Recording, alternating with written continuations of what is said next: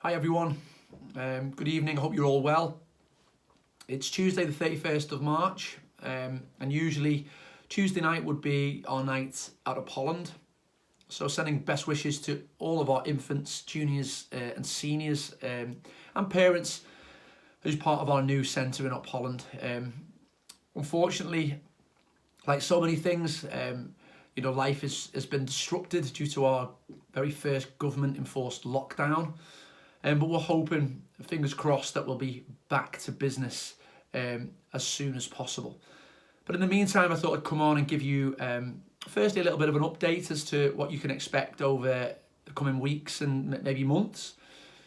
But also to set you all a little bit of a challenge and answer a very difficult question that I've been asked many, many times before. And I'm going to ask you whether you can kind of answer the same question.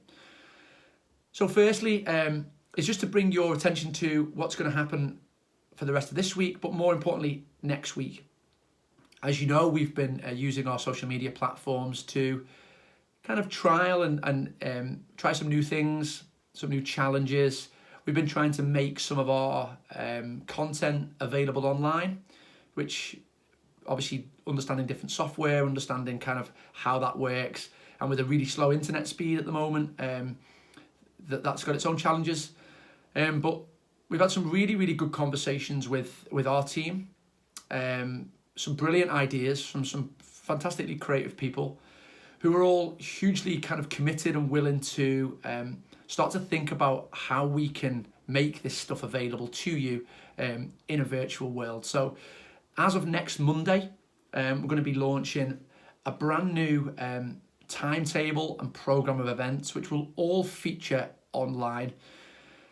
But as well as you tuning in and watching and participating in some of that, we want you to be very actively getting involved. We want you to be using your phone and using the powers of social media to send us some of your content for us to be able to get that out to everybody else and show just how creative we can all be in such a strange and difficult situation for so many. And that programme of events will have a feature on it of all of our art forms, and it'll be delivered and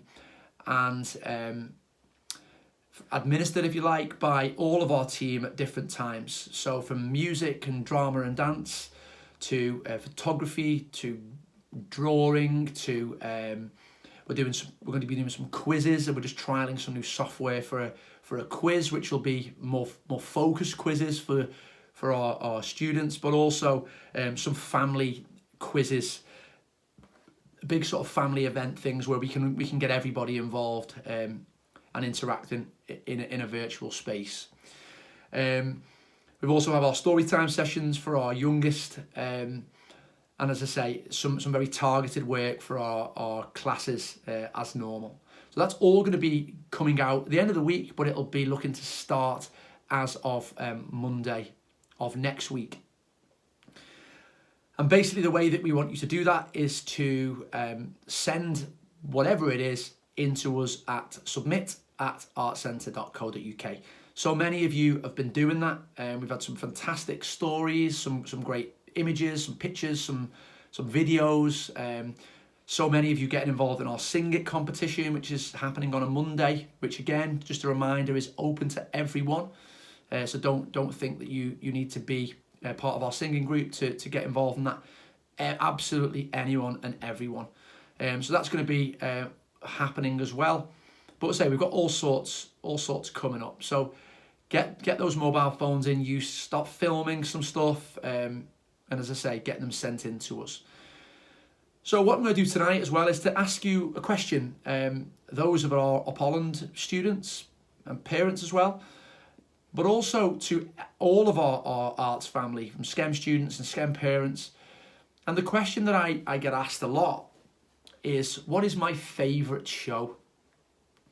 Now, I've been directing shows since I was 16, and I've been in shows, ever since high school.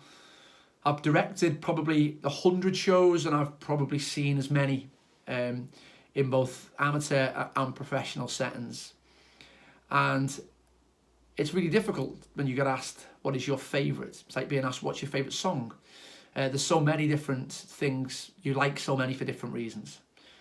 And also when you direct shows, you don't tend to you tend to fall in love with them while you're doing it, and then after 6 months of hard work, you tend to, you've had enough of it and you never want to see it again. So I've compiled my top 5 out of so many. It's took me all day, and I've changed the list so many times, but now I've settled on a top 5 which I'm happy with. So I'm going to give you mine, and then I want you over the next week or so to send in yours via video or via email, if it's just a really simple list, or via Facebook or via Instagram or whatever.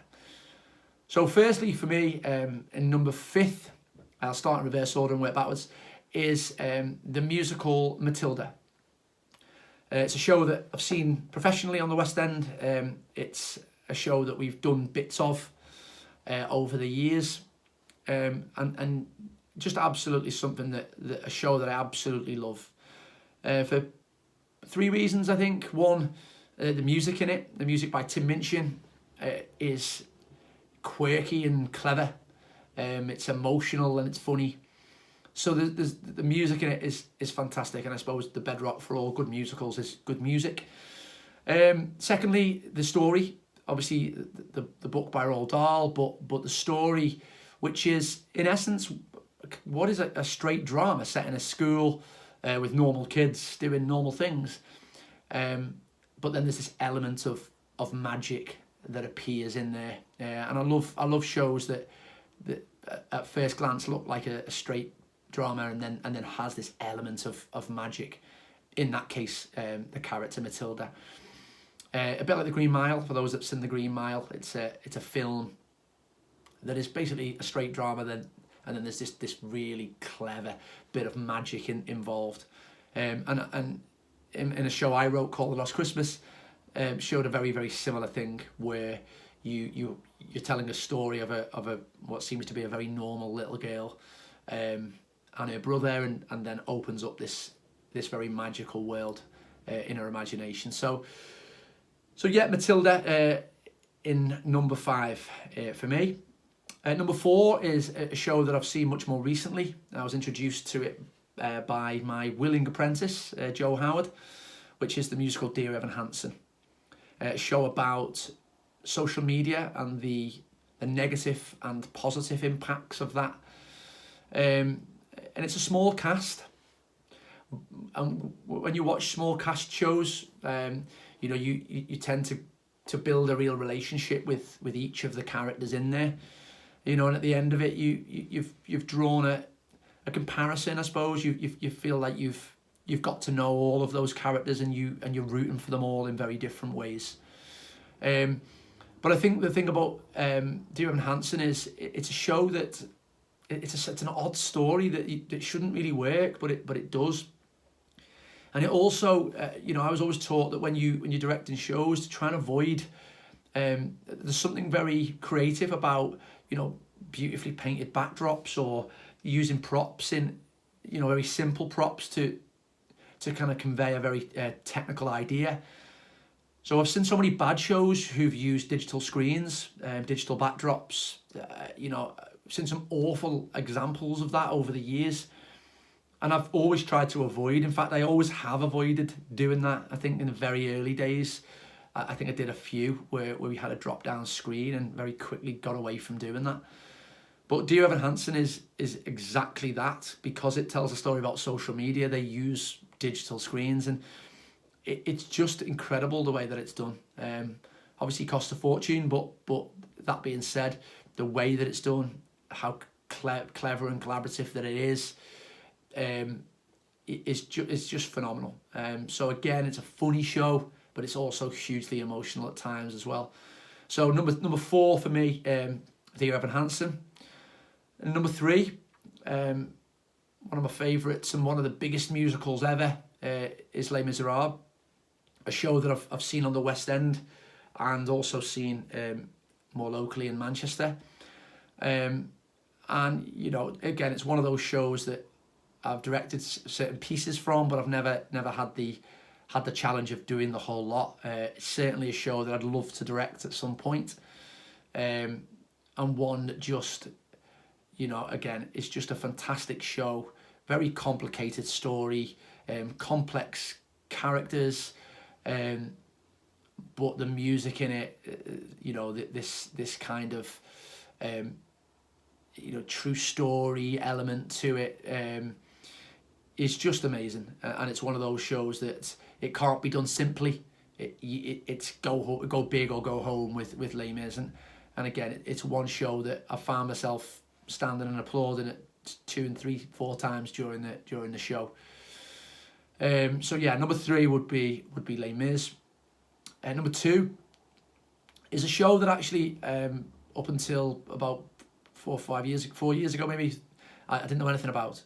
And it's a show that I learned a lot about by working with young people, in particular Aaron Ormisher and Matthew Alty, who were the first people to perform a song from this show, when they did One Last Time from Hamilton.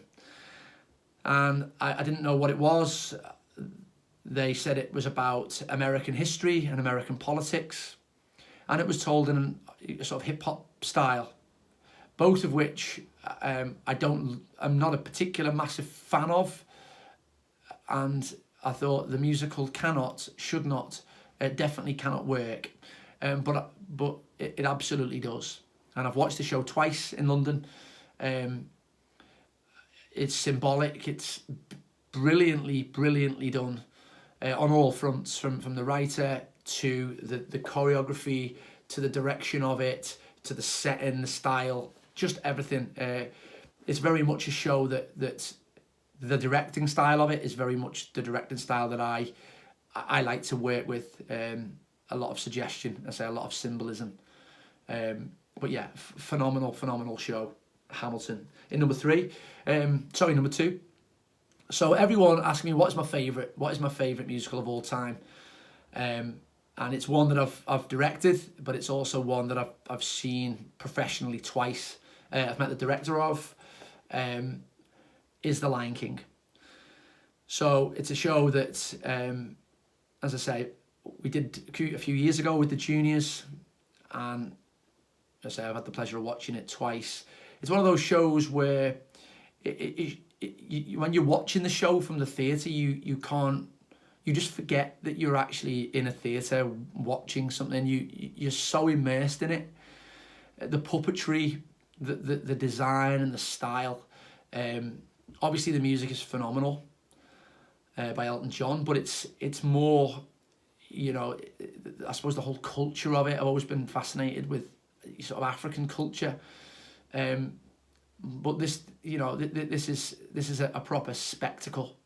Again, it's funny, very funny at times, but it's hugely emotional.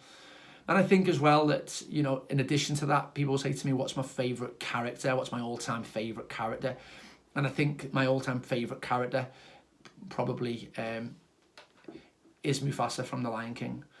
Very sort of moralistic, strong leadership, role model. Of being a father to his son, something I understand. So yeah, I think for me, my favourite show of all time, and if someone said to me now, okay, you've got 2 tickets, what would you go and watch, or what would you take someone to watch? It would probably be The Lion King. So I'm going to ask you the same question. What are your top 5 musicals of all time? And these are shows that you may have performed in. They may be shows that you've been to see, or it may be just shows that you've been listening to soundtracks of, and you've absolutely fallen in love with. So either send us an email with your top 5. Make sure you include your name, but also for those of you that want to get used to sending in as a little video, then absolutely we'd encourage you to do that. Send it to submit@artcentre.co.uk.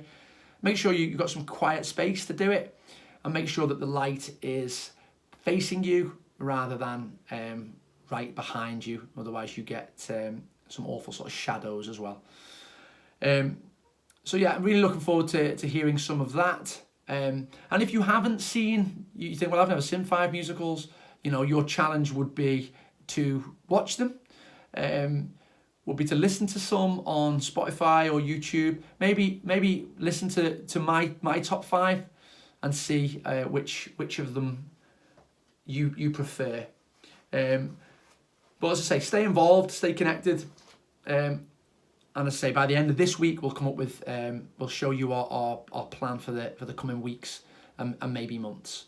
So it's been good to speak to everybody. I hope everybody is well. Stay safe, stay home, more importantly, and stay positive. I'll see you all very, very soon. Take care. Bye.